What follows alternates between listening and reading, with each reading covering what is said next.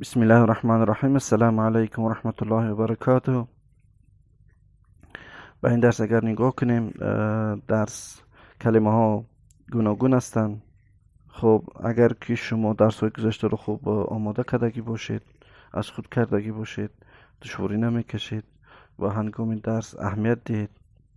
الف با قاف پیش اق ت پیش تو لام با یا زیر لی اقتلی.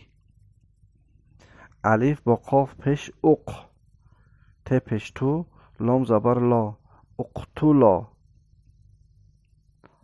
الف با قاف پیش اق ت با لام پیش تل نون زبر نه اقتلنا. الف با دال پیش اود کاف پیش کو ری با زری اذکری. الف با دال پیش اود کاف پیش کو ری الف زبر را اذکرا. الف با دال پیش اود کاف با ری پیش کور نون زبر نه اذکرنا.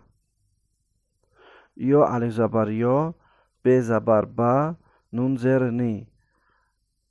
الف زبر آ دال زبر تا میم زبر ما یا بنی آدم. الف با ر پیش اور ز با قاف پیش زق ارزق. الف با سین زیر ایس میم الف زبر من اسمن. سین زبر سا میم زیر می عین الف زبر ان سمیعن.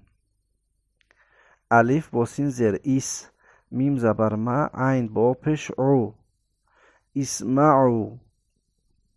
الف با سین زیر ایس میم زبر ما عین پیش او نون زبر نه اسمعون.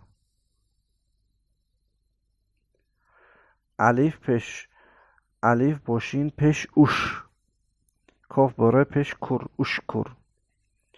صاد با دال زیر سید قاف الف زبر کن سید کن.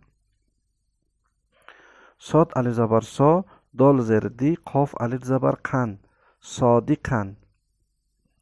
الف با عین زبر اع اتقه زیر تی میم پیش مو اعطیمو. الف با ت زبر ات عین زیر ای میم پیش مو اطعیمو.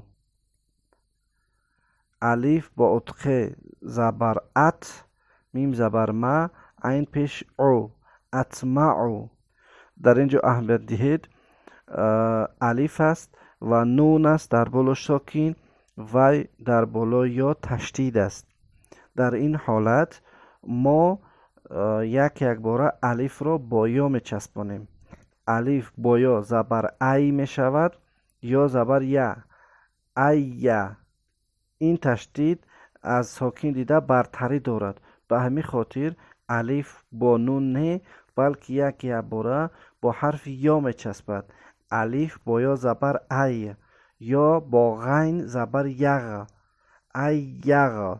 ف زیر فی ر زبر را لام با یا زیر لی ای یغفر لی. الف با واو زبر او ح با پیش حو قاف پیش قن او حقون. الف با ف زبر اف واو الف زبر وا جیم الف زبر جن افواجن. الف با کاف زبر اک ف پیش فو ر با پیش رو اکفرو. الف با لام زبر ال بی الف زبر با نون الف زبر نن البانن. الف با نون زبر ان ه الف زبر ها ر الف زبر رن انهارن. الف با واو زبر او ت الف زبر تا دال الف زبر دن اوتادن. الف با ه زبر اه د زبر دا اهدا. ه پیش هو دال زیر دی یا زبر یا هدیه. الف با یا زیر ای میم الف زبر ما نون الف زبر نن ایمانن.